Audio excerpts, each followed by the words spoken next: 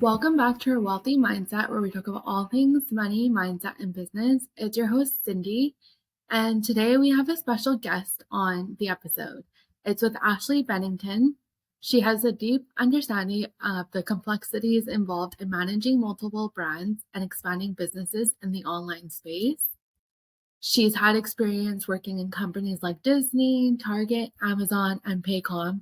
She has firsthand knowledge of what it takes to create a memorable brand.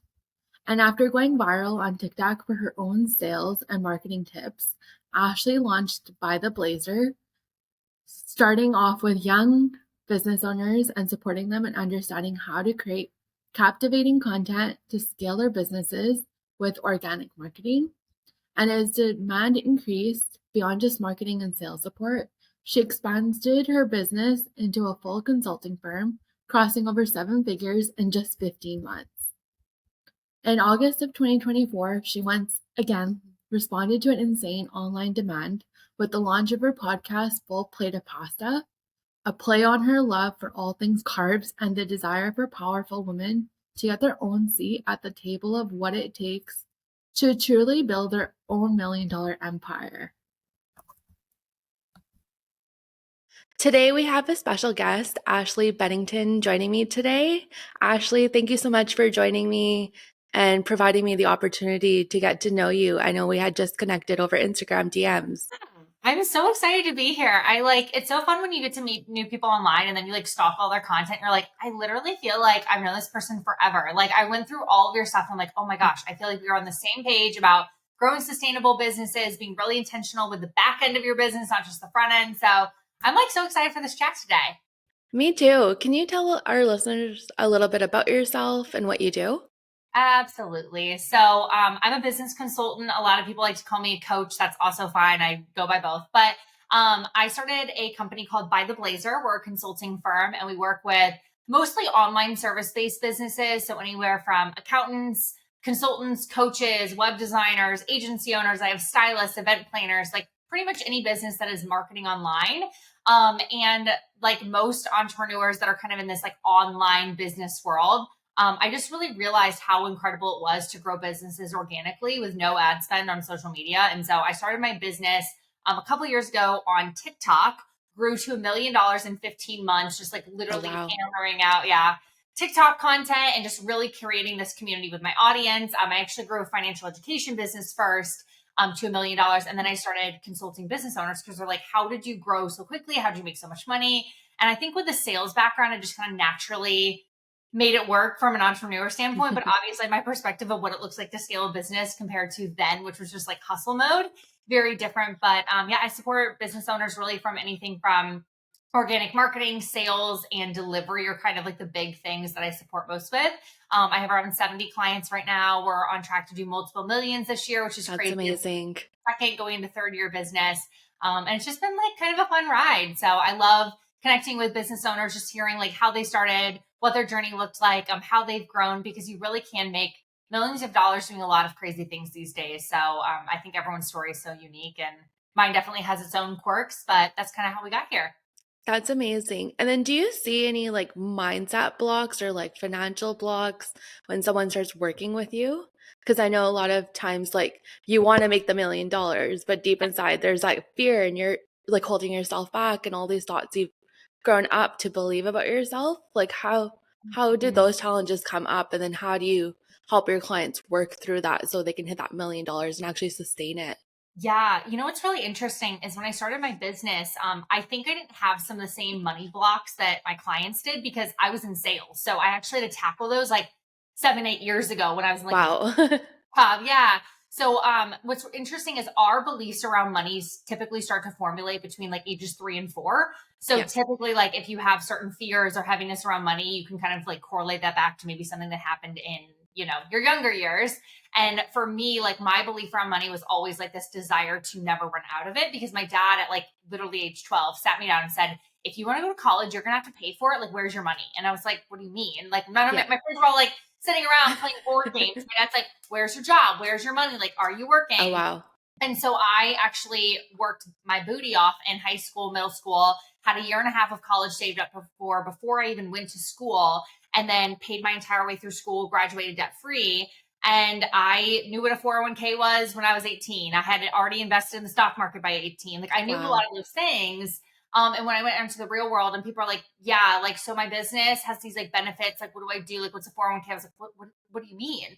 So I think I naturally became this like financial kind of coach to my friends. And then in doing that, learned a lot about what they were experiencing. And I kind of became like this kind of mindset mentor for them around money. You Yeah. can be in control of your money. Like I was always taught as a young age, like you cannot run out. You have to figure it out. Like you should never rely on a man. Like do your thing, Ashley. That was my upbringing. So then when I came into business coaching, I was like, oh, well, like they're just trying to make money as a business owner. Like they're not going to feel like this isn't about like financial mindset. But then Yeah. I came into business and I have a lot of clients who are, yeah, feel heaviness around that. And what I realized is being in sales, having the upbringing I did, I just kind of had to push through it and handle it. So I was never really afraid of making a lot of money because I was used to having to make a lot of money in my young years and then also in a sales job. So I think like the biggest thing in regards to like how I help my clients like attack that is just like really understanding where it comes from. I think acknowledging it is really important. I think as women, I don't know about the men as much. I don't know much Yeah. about men in general. Like, I'm not a man specialist, but I do know my girls. I know my ladies.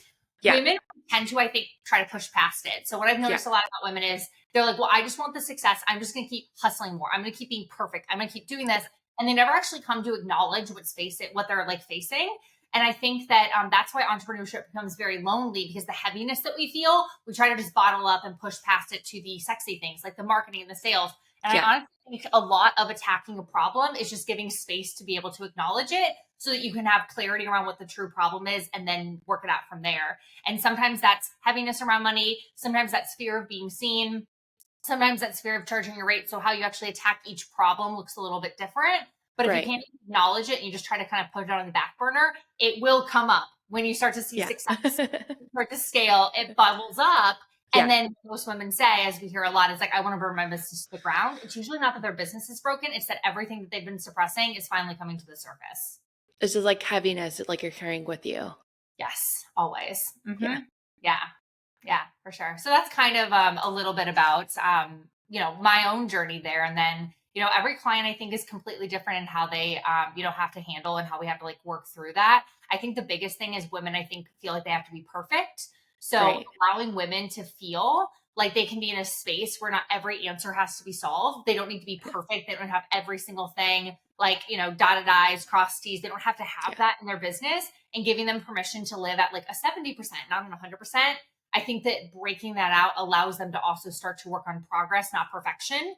And with money, where a lot of women don't come from a lot of financial knowledge or maybe a lot of income, or they've never been taught to money, kind of the same as our counterparts, the men, who Yeah. I think are utilized in a young age, or they go through at a young age the conversations around money a little bit differently than women do.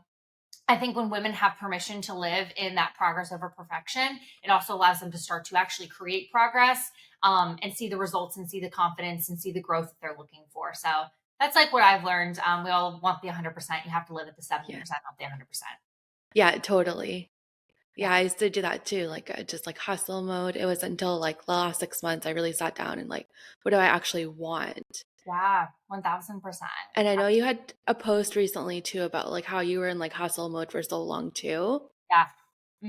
Absolutely. I've just always been raised to work. Like I said, when I was 12, I remember in sixth grade, I walked into my middle school because I was late for school. I had like a doctor's appointment or something. And I was Yeah. stopped by the secretary. And she's like, honey, we don't allow high school visitors. I was like, no, ma'am. Like Oh wow. I was 5'8" in sixth grade. And I went to size 10 too. So I'm assuming that people thought I was a lot older. So I was babysitting by like 10 and 11. I had several women that I was babysitting for pretty regularly. Wow. I think the summer I went into high school, I made like $8,000 just that summer, which was like more money than most people made all of high school. Like Yeah. I was just one of those people. I always hustled. My dad was always, he rewarded me. You always say like how you Yeah. end up is like how you're rewarded as a kid. He always rewarded me for making money. So I remember like walking in the door and my dad would be like, how much money did you make today? I'd be like, oh, Aw. look what I did. And he'd be like, great, put it in savings. And it was always put in savings, put in savings, put in savings. So Yeah. I don't know what your background is from a financial standpoint in that way, but I've always been a hustler because I've always been like, the more I hustle, then I can never look back and say like I didn't do enough. So that was always my like fear, is like looking back and be like, well, I didn't achieve this because I didn't do enough. So if I hustled literally to the point of exhaustion, I can never say like, oh, I didn't do enough, you know? Yeah, that totally makes sense. And then did Mhm. you have a hard time like spending money with like growing up being a saver or Um, no? A little bit. It was eighth grade was the first time I started to spend a lot of money because I was a tomboy. My dad also really liked boys. I don't know what it was. Oh. Or he liked girls. He Yeah. just like also wanted me to be very sporty. So I remember to please, I was very much like a daddy's girl. Like I wanted to please my Oh, dad. I yeah. remember like wearing tomboy clothes. And then in eighth grade, I was like, I'm going to go and be super girly. And literally I went from wearing like big baggy t-shirts and sweatpants, and then the next week at school, I showed up in like a $200 Hollister outfit. Like it Oh, was wow. whatever. So I remember I was making good money, and I remember being at the store and my friends are like, yeah, my mom gave me like $10 to spend, like back when you could spend $10 and actually buy Yeah. something, like $10. And I pulled out like $600 and spent it in the weekend. My friends are like, Wow. are you rich? And I was like, I mean, I work every day. Like I was working. Yeah. So I think that was when I started to spend a little bit of money. And then I paid for my own school. So I was very lean in college. And then I think I had a little bit of a money journey when I graduated college, because I bought my first house. So I wasn't necessarily Wow. spending on like fun things. Yeah, I bought my first house right out of school. So like buying a house at that young of age is very wild. Also, I think my dad forgot that I was a kid. Yeah. So I ended up buying a car from them. It was a brand new car. I ended up buying it from them. My car payment was $800 a month as a 22-year-old, which, Wow. and then I had a almost $2,000 a month mortgage payment. Well, I was making like over a little over 3K. So like again, from a Yeah. financial standpoint, dumbest fucking thing in the world. But my parents were like, "You'll figure it out. You'll be fine." And then I started to feel financially stressed because I took all this money that I had, I put into college, and then the Yeah. remaining money went into a house. And I'm like, I'm poor. Like, how am I poor? So Yeah. then was like, I need to get back into sales. I need to figure this out. So I went through this like 3-year period where I felt like I had failed because I had hustled to make all this money and it was already Yeah. spent. Now it was Right. invested in things like a home and in my education. But I think I went through that phase. Also, I was like, I don't want to like feel poor. Like I just worked my ass off. So, like I was driving a Lexus, I was doing all these things. And so Yeah. finding like my identity of like I needed to wear nice clothes to work, and I wanted to feel good about myself, and I wanted to have this beautiful home, and I want all these things. But then stretching myself so financially thin was really hard. So that was like a stretch. And then I went into sales, and then I started making really good money. And then it was suits every day. And we went out and had drinks every night. And it was a very like Right. lifestyle. So I think I've been through this evolution of these different financial journeys in my life. And every kind of one of those phases looks a little bit different from a spending perspective. Wow. That's Mhm. amazing. I guess it's like a long time ago. Like, I'm 32 now. So now looking at my like mid 20s, I was like, what the hell was I doing? But sales, that journey was a very heavy spending time because I had to buy stuff for clients. I had to buy stuff for, myself. I had a house. I bought my second house by 27. It was my dream Wow. house that I'm currently in now. And when you own a 4,500 square foot home, that's a lot of furniture. So Yeah. I've had periods where I think I've probably spent multiple millions of dollars. And to say that by age 30 is very weird to say. So it's been That's a amazing lot. and incredible.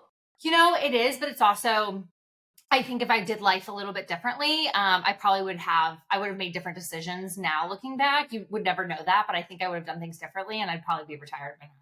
But, that's okay. So Yeah. we figure it out as we go. Mhm. And then while you're working in sales, is that when you started like your TikTok page or you stopped sales and then went fully into TikTok and being Yeah. like a financial coach? Yeah. It actually came, so COVID, fun fact. Everyone has like a COVID story. Like, well, how Yeah, COVID? totally. Oh my gosh, COVID. So I was in this really intense sales job until I was about 29. And then COVID happened. Or I guess I was a little bit younger. I was more like 28. But I just bought my house, and I pretty much was in this sales job, and COVID was happening. And I was like, I have no life. Like I was like, I'm buying this house because I genuinely have nothing to spend my money on. I don't go out, I don't see my friends. Mhm. Like I just felt so much loneliness. I was working at the time between like 80 and some weeks like 110 plus Wow. hours. Sleeping in my office. I was like glued to the job. I felt so much pressure to be perfect at that job, and that's not anyone else's fault than my own. And Yeah. so when COVID happened and I was like kind of forced to slow down, I had like a mental breakdown. I was like, what is my life? Like, what am I doing? Yeah. Like, I have all this success, but I don't feel anything. And so I ended up actually at that time starting interviewing. And I had a friend who worked at a company called Amazon, which you guys all know. And yeah, so he worked there and he told me, like, hey, if you want to come work here, we can get you a job. It's probably less than what you're making. And it was. It was enough to like pay all my bills, but it definitely was not the money I was making in sales.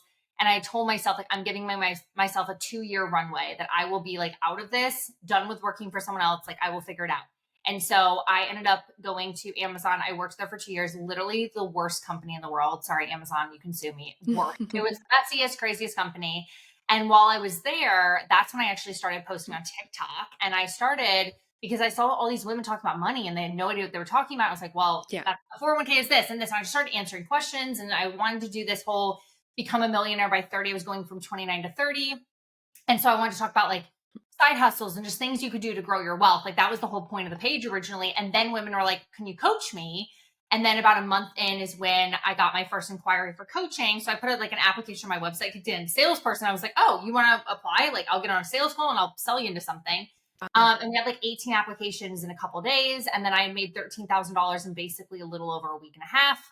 And I was like, oh, well, I just made my entire corporate salary in a week. So like, what does this look like? And then I basically just hustling on TikTok, grew that to 6 figures pretty quickly. Was working all the time again. But again, I was like doubling and tripling what I was making in corporate. And I was like, well, if I can do this for the next 4 or 5 months, I'll just quit. And then that summer was when I quit, going into my 30th birthday. And then about a year in is when people were like, well, teach me how to grow my business because you did so well with yours. Decided that I was going to leave the financial coaching side and then just go straight into business consulting. And that's kind of how we got here. So I was already done with a sales job. I genuinely couldn't do anything at that job without being nitpicked. I actually got my real estate license when I was there because I was like, I really want to get into investing in real estate. So I was like, well, I'll just get my license. Yeah. And I had like 4 different managers sit me down and be like, you're not committed to this job. And I was like, I literally sleep in this office. Like I have an extra set of clothes in my, what do you mean I'm not committed to this job? Like I literally am here all the time.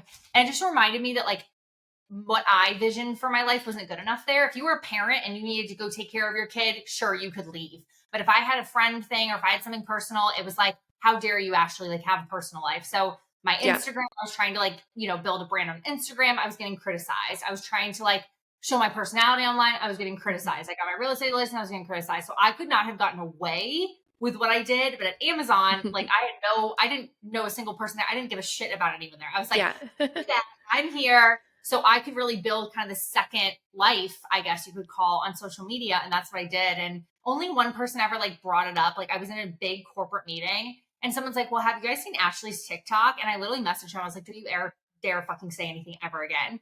And he's like, I didn't know. Why is it a big deal? I was like, leave me, like go away. I don't even know you. Right.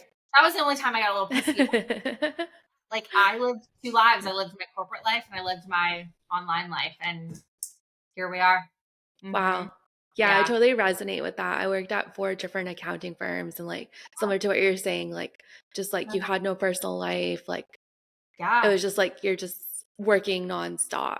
Yeah. And probably for you in finance, I feel like they're so big on your social media presence because like it's just the industry. So you have to be extremely careful about that. I have a client and she's a banker and she's like, yeah, I have to like tell them about my social accounts. And I'm like, oh my God. So finance is a really difficult space to grow, or like financial advisors, they have to be really careful about what they post on social. So I'm sure that was extremely challenging and very regulated.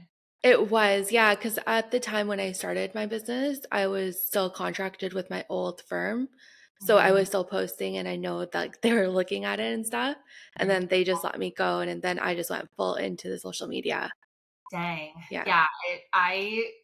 I don't know how it grew so quickly. I think I was just I would post sometimes up to 10, 15 times a day. Like I was yeah. Which again, it was a lot of like answering questions. I wasn't like, what do I post today to make, like, I just shared. And I think that's what's crazy about scaling is when I started, I really didn't have as much of a structure. I was just like, I'm in front of new people every day. I think as people scale, they think they need more strategy and more complexity. And I'm like, it's really not that hard. Are you getting in front of new people? Do you know how to sell them? Do you have an offer that you can sell them into that supports them? Like, is that it? That's it. That's all you need. Now, the back end, the finance and all that for sure. But that's like, once you set that up and you have a process in place, it's not overly complex if you handle it, or you can outsource it if you know how to do the other things really well. And so, yeah, I've always been like get in front of people, sell, have a really good offer, and I keep my business very lean. And I think that's why we scale so quickly. But it's been a journey for sure. I definitely don't post 10 times a day anymore. But yeah, back in the beginning, I sure freaking did. Wow, that's amazing. And then did you transition to Instagram? Or are you doing like both TikTok and Instagram? Yeah, I mostly use Instagram now. TikTok's just changed so much, and that's so disappointing too. Because when I started, TikTok really was a very creative place. And then I think it was really when TikTok Shop launched that people realized that they could like quote get rich quick with TikTok. Like first, it was like Yeah, the master resale rights and everything else, and I didn't really get bothered by that as much. Like I experienced a little bit of heaviness around that, but then when Shop came, TikTok became like a QVC. Everyone's just selling low ticket right. shit product stuff. And it just became overwhelming. And transparently, I live right smack dab in the United States in the election last year. And it just felt so heavy. It was like everyone was just out to get money, out to do this. There was no serving, there was no value anymore. It just felt so Yeah. gross. And so around the time of the election, I was like, I am just inundated with heaviness, lies, perspective, shaming Hmm. each other, shitting on each other. Like everything was just, let me tell you how wrong you are. Everything, whether it was Yeah, content, election, anything else. And at that time, I was assuming TikTok was going to go away. So that's when I really was like, if I didn't have TikTok, what would it look like to grow my business? And so a lot of last year was focusing on retention. We have over 93% retention rate, which is that's literally. amazing. And then we started to move to more of an omni-channel approach. So we're utilizing LinkedIn. We're starting on LinkedIn a little bit. We've looked Hmm. at Pinterest. We have the podcast that launched last year, which is helpful. And Yeah, then we utilize Instagram. And I really only post on TikTok to repurpose to Instagram. I don't really utilize it as its own platform. But right. I do all of our own marketing, minus the podcast. I have someone for that. But all of our own By the Blazer marketing. So I really do make that process again very lean because my vision is getting in front of, hundreds of thousands of people over the next couple of years, all as a one-woman show, which is kind of insane. That's amazing. Convert at a healthy rate and also be able to retain at a healthy rate. So, yeah, it's been like an interesting journey. Also, handling all of my own social and not outsourcing that and do that. So, I still keep it very lean, but to protect our business and make sure that we're not setting ourselves up to literally lose all of our visibility in a single day, we've kind of scattered. So now it's mostly Instagram. Most of our leads come from Instagram. Podcast helps. And then we're setting up more nurturing elements and then retention is good. So that's kind of how our business now operates. And what are your thoughts on like having like an email like subscriber list? Because I know a lot of people like different coaches have said like if Instagram disappeared or all these like external platforms, like how are you going to be in touch with like your followers, your clients, and you need to have like your own email list kind of built up. Yeah, I am not like a big I don't think people have to go as ham on their email list as far as like trying to get people on email every day. Like I know a lot of people that do like the freebie so they get the email list filled up. Like I've Yeah, never really done that. It's just accumulated over time. So for me, I've always been really intentional about like anytime that I am sending something to a client, getting their email so I can follow up with them. yeah, Anytime we do master classes, we obviously get client email. Any application we get, they go into an email database. So we've accumulated 3,000 emails in the last 2 years, which is yeah, insane, but right. it's pretty good for literally only ever doing like a 2 week period of a freebie. We've never done freebies. So the Yeah, fact that we've accumulated that just through other methods, I think is important. We'll probably expand that, but I genuinely hate email. Like out of everything I do, I hate yeah, email. In fact, I have clients that are email specialists that I'm like, market against me because I don't do email as much. yeah, They are amazing at it. So I think here's the deal is like when it comes to marketing, there's 1,000 different priorities that you can have. Focus where momentum is. And for me, it was like Instagram sales, easy conversions, intentional like conversations with people, lives. Like I just am very big about like, I want to get in your face. I want to like make you feel a certain way and connect with right. you so deeply that you buy that day. I don't care about big followers and I don't care about insane email lists. The podcast, I think we're building a brand around that. So that will also help. But it really just depends on what people's specialty is. And there is something to be said about owning your followers, owning like, your community. But I think that that can be done in a lot of different ways. And email is one of the ways to do that. And a very good way to do it. But it doesn't necessarily mean that you have to go balls to the wall and like, let me build up an email list today. So just some things to think about, but follow the momentum and then let that lead you to intentionality as the momentum is kind of developed. That's how I look at it. That's interesting. Yeah. I don't know if that's the answer that you wanted or you agree with, Yeah, but no, it that's totally makes sense. yeah. I mean, the thing is like when we try to like add so much structure into the business too early, Yeah. That's when I think people break because they're like, I'm building, I'm doing, I'm doing. And Right. although that's very important, a lot of times we don't build enough momentum to then have capacity to focus on structure. So I'm always like, focus on momentum first, get that going, and then start to think, okay, well, where are the bottlenecks? What does this look like in 6 months if this doesn't work? What does this look like in 6 months if it does work? And that's why I think last year when TikTok became this heavy QVC energy, that's when I was Right. like, okay, I need to start thinking more longevity. So we kind of changed up a couple of our processes. We started focusing more on Instagram. We got very nurturing.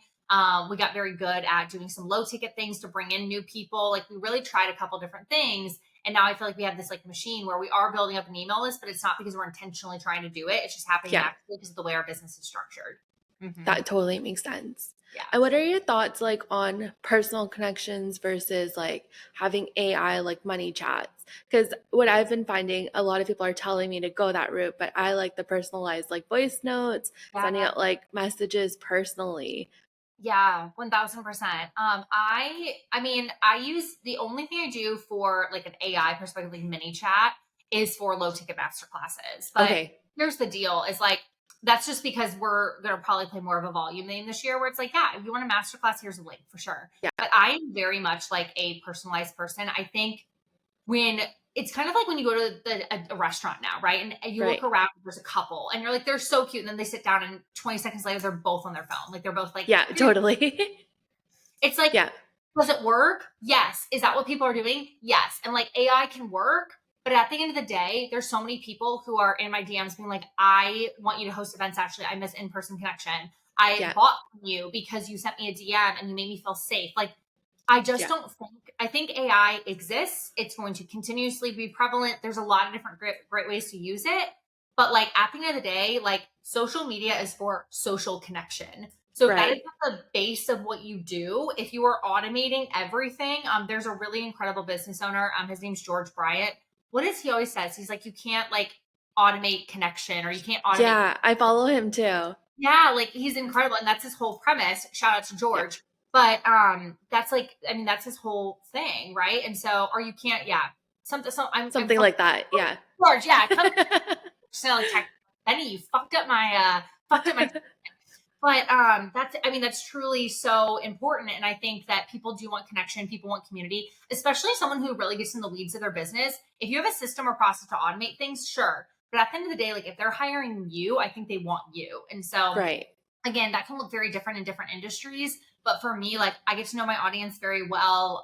In fact, most people will DM me and be like, hey, like you're very approachable on social media, it's why I sent you a DM. Like I know other people that I've thought about working with, it just like they feel very stale. I don't feel like I know Right. them. I'm kind of scared. And you can AI a lot of stuff these days. I'm waiting for the day where people AI themselves to go on OnlyFans and make millions. I don't know what's going to Yeah. and I think people are going to start to fear people that don't come off and don't create connection with them because I think people crave it, and also it creates so much trust. So there's ways to use AI, there's ways to use automations that are extremely impactful that make sense for business owners, but the people that really lean into connection and community, I think are going to continuously win. Wow. Yeah, I totally agree. Yeah, I fucked up George Bryant quotes. He's gonna be so mad at me. No, go check out George though. But yeah, that's what I do believe, and I think that it's working for us. I don't know what 5 years will look like from now, but Yeah. I still think at the end of the day, like people do crave people, and the day that we don't, there's gonna be much bigger picture. There's gonna be a much bigger problem than like Yeah. how to content that converts or any of that bullshit. Like we're gonna be in a totally different mind fuck at that point. So. Yeah, totally. And Mhm. what are like your thoughts on someone like just starting up like their business or marketing? Like where should they start from? Like for myself, when I started, I was doing like LinkedIn, TikTok, Instagram, trying to build a newsletter list. And then I just had to see like Instagram was like where my community and where I was like connecting with people, getting Yeah. most of my clients. So I just like doubled down on that. Yeah. But I feel like at the beginning, like you're so overwhelmed. There's so many people telling you to try different things. Like Mm. I guess like is it just trial and error and seeing what works, or do you recommend a certain platform to start with? That's a great question. And what's interesting is a lot of people assume because I have scaled very quickly and I have clients with massive wins. I posted this post once and someone they're like, "This is mind blowing." But most of my clients that are massively successful right now came to me under like $1,000 or $2,000 a month. Like most of my Wow. clients actually have come to me brand new or in their first like 3 or 4 months of business. Even if they're at like a 50K month now or whatever, like that's where they started. And so I'm very familiar with the heaviness of starting a business. And here's what I always say. The most important things are the kind of what we call the 3 pillars of momentum, which is getting in front of new people, being able to sell, and having Right. the ability to take them on and keep with them so you can start building longevity in the business, whether it's retention or capacity or whatever. There's a lot of different elements to that. And so my big thing is like find a platform that allows you to get some visibility. Now, on Instagram, visibility is not necessarily its like dominant place, right? Like visibility is Right. not what Instagram is known for. But if you do reels, if you do lives and you're extremely consistent and you reach out to people, not necessarily cold outreach, but you find accounts and send the message and say, hey, love your account, like love following you. And you do some of those things that allow Instagram to be more of an outreach focus for you, you can be successful on Instagram. But it is significantly harder to grow on Instagram than like a TikTok or a LinkedIn. Now, I used to be a TikTok fan, so I would have said TikTok, but I Yeah. do have a lot of clients that grow on LinkedIn. So a platform where your audience is at, you know that they're there, you know that they're listening, other people in your industry are having success on there. That can be Instagram if you're going to focus on outreach on Instagram, or it can be nurture a outreach platform like a TikTok or LinkedIn. So that's what I would probably say. Those are typically the 3 places. But also don't be afraid to like utilize your current network. I think a lot of people are like, oh, my friends and family, my this. And I know a Right. lot of people who their first couple clients were people that followed them in high school or college. And there's so much like heaviness around that. But get in front of the right people, build up your sales skills, know how to close someone in anything, because your whole thing is getting experience in your first couple clients. So regardless Yeah. if you're selling them to something $100, $500, 1,000, I don't care what it is, get good at sales and get good at supporting clients exceptionally well so they either stay with you or you can start taking a bigger capacity to start to scale. And I truly believe any business owner who only focuses on those 3 things and leans Mhm. into one platform, one dominant sales strategy, and one dominant like offering, you lean into that exceptionally intentionally over the first like 6 to 12 months, there, I do not think there's a single way you don't hit 6 figures in your first year. I really believe that. And I've seen it happen time and time again. So pick one, and then focus on that and lean into it and just do it as best and as intentionally as possible every single day. That's such great advice. Yeah, just gotta keep it lean. People go Yeah. way too wide. You gotta go deep, then go wide. People Yeah. try to go so wide in the beginning, so they're like, it's like they think it like a target. It's like the bigger my Yeah. target, the more. And I was like, no, you actually just need to have one target. Get it really close to your audience with the arrow so that you can get it in there intentionally and quickly. But people try to like build this massive ass target. So they're like, if they shoot, they're gonna score. And I'm like, that's not how it works. So I think people approach businesses from a very complex state. And Right. if you want to build a successful business, especially if you want to utilize free marketing like social media, damn, you can grow quick. So I believe that's my core. Yeah, totally, just being more intentional with what you're doing. Oh yeah, absolutely. And then as like a one person, like running a seven-figure business, like how do you manage, I guess, your time and like the quality of work you provide? Yeah, for sure. So I did hire my best friend a year ago, so I will say that. But we hit our first 7 figures, just me. And then my best friend came on last year, and she kind of supports back end and client delivery. So she handles like contracts, start dates, things like that, Yeah. meetings. And then she helps with the podcast. And so this is the thing I'll say is the way that I scaled is also the way that I currently support my business. And what I mean by that is again going back to kind of those 3 areas of momentum of, are you getting in front of new people? Are you, can you sell? Are you supporting your clients? Are you getting them through the door? And then do you have a good delivery process? I actually focus my day around that too. So when I look at my day, every single morning, typically between 9 and 10, I usually don't take calls until 10 a.m. Yeah. I actually focus on like the 3 most important things of the day. And I go backwards because for me, clients always come first. So first thing is like, how do I get my clients momentum? So if I wake up with 8 Slack messages, it's like, great, message Allison about this, message Tina about, I'm just saying random names, Tina about Yeah. this. I get back and I'm like, or I say, hey, this requires a little bit of my time. Let me get back to you this afternoon. So I get all my clients in a state where if they are coming to me with something, I push them back out of like, here you go do the thing you need to do. You're in a good spot now. So my clients Yeah. come first, delivery first, then sales. So then it's who followed up with me, what re-sign conversations do I need to follow up with, anything that's like pending from a sales perspective, get them an inch further or get that taken care of in the morning. Then I go to marketing. So obviously my content's already pre-scheduled, but like going live, doing a story, whatever it is, and all the most important parts of my business are done in the first hour. So it's Wow. like, even if I didn't do anything else the rest of the day, I supported my clients. I got them in a state of momentum. I got my sales conversations further along, and I got my marketing in a better spot and got in front of new people or connected with more people. That's Yeah. all done in the first hour, because everything else in business does not matter. Now, if I have calls that day, great. I do the calls. Or if something happened that morning where I'm like, shit, this is going to take a little bit of time. Like, client sent me something to review. Then what I Yeah. do is I look at my day and I basically schedule that in of like, okay, great. At 2 o'clock, I'll do this. But most of my days I work 4 to 5 hours. I manage again like 70 plus clients. And it's all just because I'm really intentional with my time. But I always focus on Yeah. what moves the needle first before I do anything else. And then the other thing that I do is I rotate my week. So 1 week is an A week, which is like in the business. 1 week is a B week. A Mhm. weeks are when I schedule all my like meetings. B weeks are when I do like behind the scenes. So if I do have building, or if I do have personal development stuff or anything else, I try to put it on that week. And Yeah. then every other week, that's how I create 50-50 balance of growing the business and building it up and also supporting clients so that I'm always moving forward. And then I'm also pushing my clients forward. So it's a very like smart, simple operation. My brain is kind of more operational than I think people realize. Yeah. Um, I'm very into like the logistics of everything. But that's what business owners miss is I'm like, what did you do today? They're like, I built a course. And I'm like, what did that do? What? Well, then I can Yeah. sell it in 5 months. Okay, well, you don't even know if people are going to buy it. So like, you didn't move Right. your business forward today. So I'm always big on momentum over structure. Like that is like the thing that I preach over and over again. It's so true. That's so Mhm. helpful. I feel like I just learned something. I'm gonna have to go back and like reschedule everything after tax Yeah.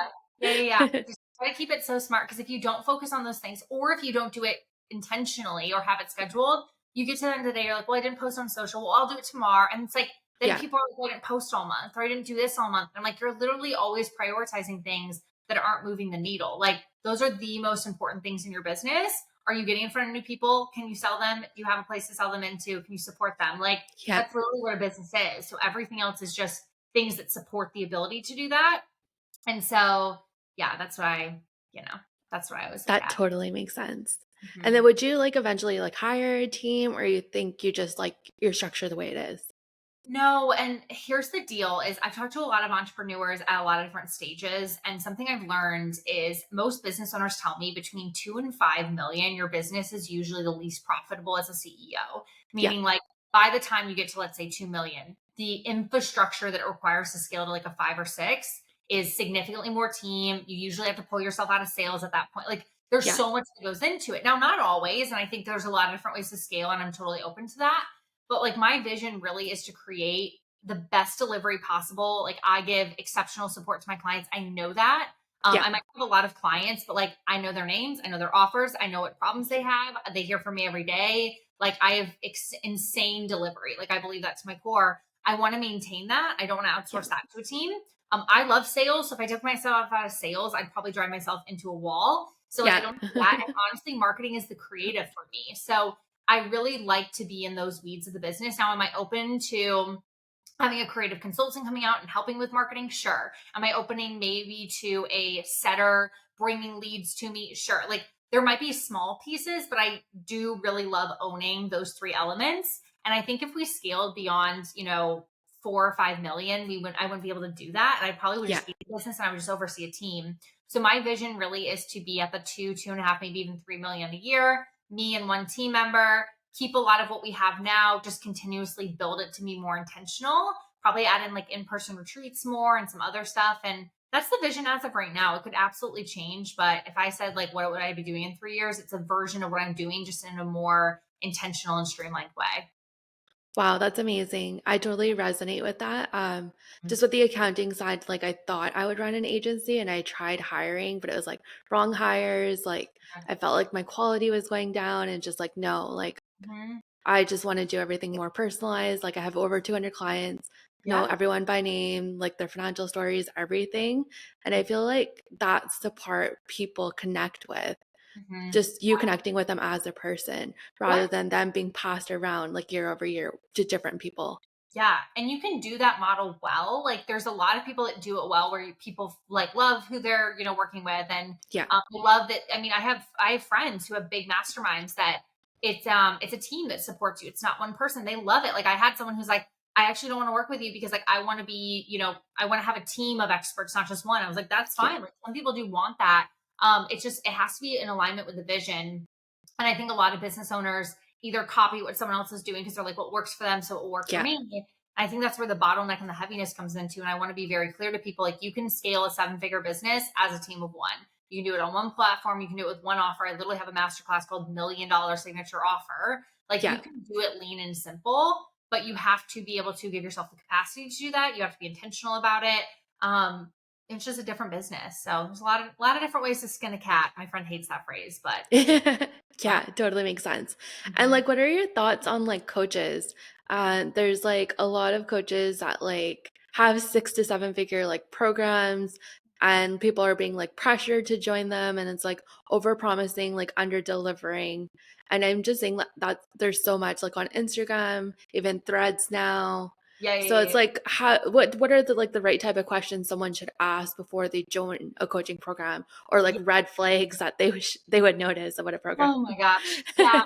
Really hard. I mean, the things I see on Threads. So I Yeah, hate Threads. It's like my least favorite platform because everyone's just on there. It's a very big master resale rights world where people are like, I paid 500 for yeah. this course and the mentorship. I'm like, first of all, the word mentorship, I hate. If you see the word mentorship, that is a Yeah, red flag because mentorship is like this very, you get support. Like anytime yeah, people say that, I think the biggest thing is like, do people have a process? Do they have a yeah, rinse and repeat process that they have? Because a lot of times, actually, and no one ever talks about this, the reason people get burned is because they're like, I'm here to help you. But the right. problem is when you come into spaces, whether it's one on one or group, I think it actually doesn't matter because I actually prefer masterminds over one on one. A lot of people find that surprising from a support standpoint. Right. Um, if they're done right and if they have one on one and they're intentional that way. But when people go into groups, the success that clients have is based on the amount of time that the coach has because they don't have a process. They just have, like, I have this knowledge I can support. And a Yeah, lot of business owners, when you want to really scale, your mentor, God, I was going to say that word, your coach or yeah, consultant that you're in, they should be able to have a rinse and repeat process to be able to diagnose effectively why things are happening and allow you to walk through, well, this is how we refine this is how we refine this to get you to the end goal. And a lot yeah, of times when people come in, it's like they don't know where they're going. So they either get lost or then the coach is just like, well, I'm here to help. yeah, And then the client never knows where to go. And so a specific framework or methodology, a lot of people never talk about this. It literally makes the difference. Like if you yeah. talk to the most successful 7-figure business owners, they have a process. And a Right. lot of people are like, well, it has to be customized to me. Exactly, it is. But like every client I do walks through the same 6 elements of their business to scale. It's done completely different for every client. But then when a client comes to me, it's never, well, I'm here and I'm lost. It's like, okay, so I'm working through this and I realize there's a disconnect here and they can start to solve problems on their own, Yeah, making me irrelevant. Now, again, that probably sounds like a bad thing. My clients love to work with me. I'm there. I support them. I guide them. But at the end of the day, it's so critically important that my clients start to learn how to operate without me.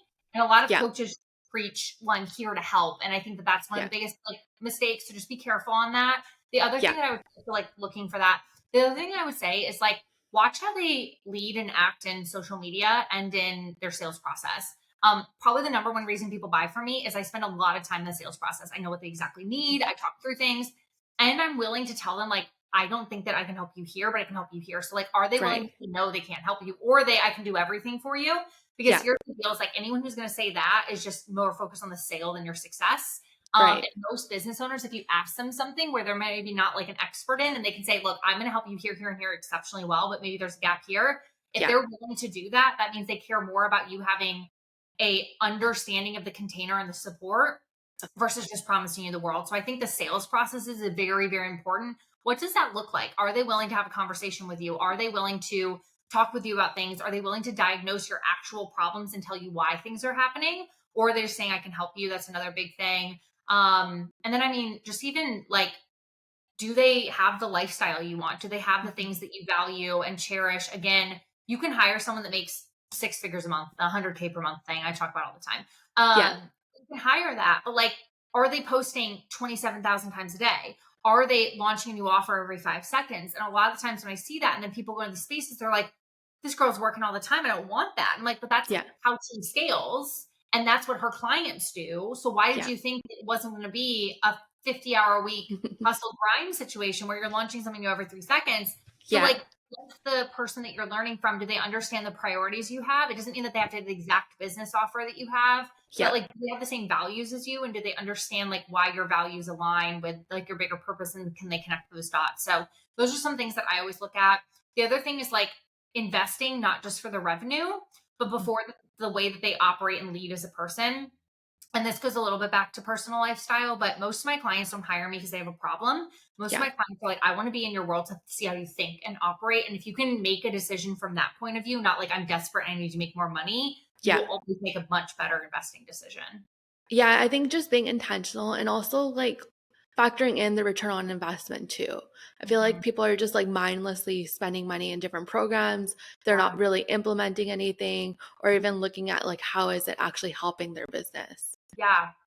Or showing up and giving yourself the capacity to show up. Yeah, And again, that doesn't mean that you have to be on every call. Like I have clients who are like, couldn't right. make a call today. That's fine. But they're working through things. They're showing up, they're asking questions, they're utilizing. I think so much of the time, like people are always, in it to blame the coach. And I'm not saying, by the way, there are not some scammy ass people out there. Yeah. I mean, I've had clients before that have purchased a $6,000 program. And I've never talked to them. They don't show up to a single call. They don't Yeah. ask a question. I'll message them. They don't respond. It's like, you can only do so much. So I think just like even making sure you're making investments where you really are committed to utilizing it in some way, shape, and form. I think a lot of people preach this like, I made this investment, I don't even touch it, but like it's worthwhile. And it's like, okay, fine. I do think there's something about investing in the energy that comes with making those investments. Yeah. Fine. But I do also think like you guys should utilize the investments you have. And a lot of times people get so excited that they see something amazing that this person did, that they're already in a container that could solve that problem, but they like get shiny object syndrome. They invest in something Yeah. else and they're like, it's the same thing. And they're like, I'm so frustrated. It's the same thing. It's like, you Yeah. probably could have got that with your current investment. Like the Yeah. next person doesn't have this wild thing that they can teach you. They're just good at marketing that they do. Yeah, So, totally. mhm. That totally makes sense. Yeah, Yeah. absolutely. So be aware, be smart. You don't have to invest bajillions of dollars to be successful. I do think having the right circle though is important. So also I will say one-on-one coaching, everyone wants it. If you can Yeah. find someone that can provide the amazing one-on-one support you want with the right community, that for most people usually gives the biggest ROI. And like I've been in private for up to 6, 7K a month. I've been in masterminds. And most of my clients who have done like more private work with me, they go into my mastermind because they're like, I've scaled quicker. Like they Yeah. genuinely, the energy of other people paired with the right one-on-one support is Yeah. sometimes the best investment. So don't be afraid of groups. If they're really not group programs, they're that mastermind development. Like if I could recommend anything to anyone, find an amazing mastermind that you're fucking in love with. It will change your business forever. Wow. Yeah. Mm-hmm. So that's my personal belief. I know some people disagree with me, and that's okay, but I believe that. Yeah, totally. I think just doing your research before you fully invest into something. Yeah, absolutely. Mm-hmm. What is the best way for someone to connect with you or learn more about like your programs? Yeah. If anyone has any questions, I answer all my own DMs. They're always shocking. Oh, so I have my personal Instagram. You guys can always message me there. But By the Blazer is my company. BUY, not BY. A lot of people get that confused. Don't ask me about the name. It just came to me and I said, let's fucking do it. I just wanted the name, word Blazer in a name. But yeah, By the Blazer, if you just want to send me a DM, if you have questions about your business, if you want to ask just for some feedback about what you're doing, if you want clarity on something that you're working on, if you just want to say, hey, listen to the podcast, I'm always here to answer questions. And that's the best place to reach out to me. So Instagram for sure, personal or business, I answer both. And just one last question. What piece of advice would you give to another woman entrepreneur? Keep it simple and give yourself self space to process. So the moment you feel heaviness, just walk away. Go for a walk. Go get your favorite drink. Call a friend and just like give yourself space outside of it. Don't keep pressing on it. Don't keep pushing on it. Walk away from it. You'll come back with so much clarity. Most of the time, you don't need new information to solve it. You actually have all the answers. You just need to give yourself the capacity to go solve them. So that'd be my Wow, advice today. that was so helpful. Yeah. Thank you, Ashley, so much for being here. I'll share all of Ashley's details in the show notes. Make sure you follow her and connect with her. You post like such great content. Like I love it.